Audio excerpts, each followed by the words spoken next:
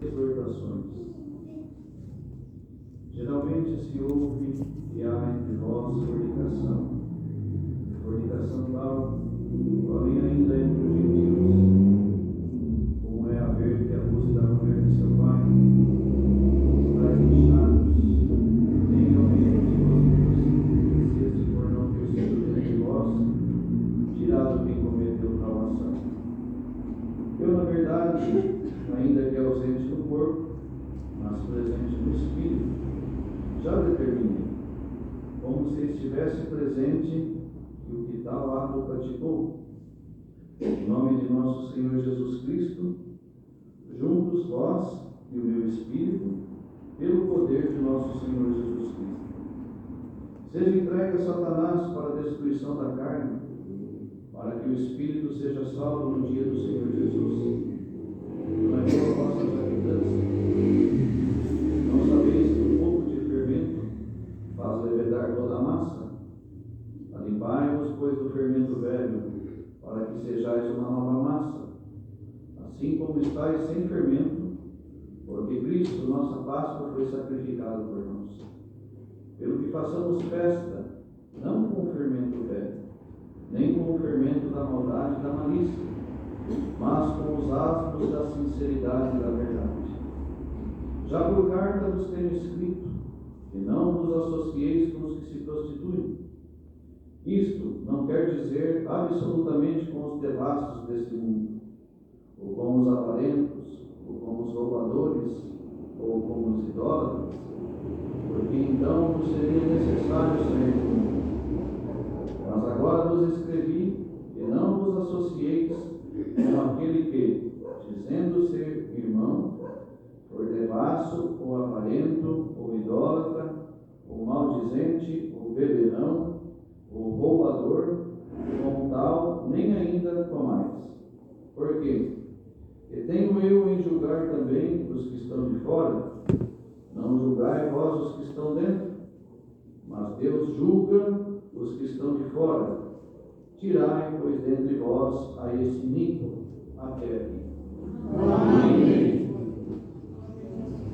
A palavra Deus deu ali ao apóstolo Paulo, na carta aos Coríntios, uma igreja que tinha diversos problemas, uma igreja que, como relatamos nesse capítulo, muitas impurezas tinham no meio da igreja de Corinto. Impurezas e situações tão delicadas, tantos problemas, que o próprio apóstolo disse que nem no meio dos gentios havia esses problemas.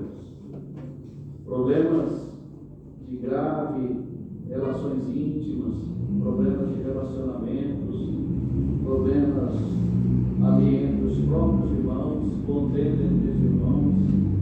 Tinha diversos problemas na igreja de Corinto. Mas Paulo, cheio do seu Espírito,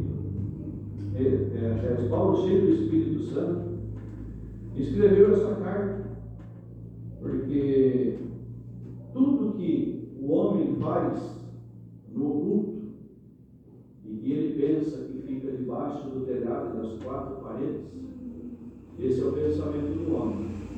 Mas diante de Deus, não tem telhado e parede que esconda aquilo que é feito pelo homem.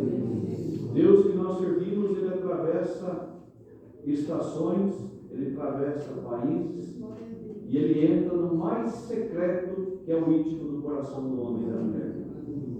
E Paulo repreendia eles, porque eles estavam ali tendo relações incestas, relações íntimas, entre parentes, entre família, coisas assim abomináveis aos olhos de Deus. E Paulo dizia: vocês que cometeram tantas coisas e nem se entristecem por cometer tal ato.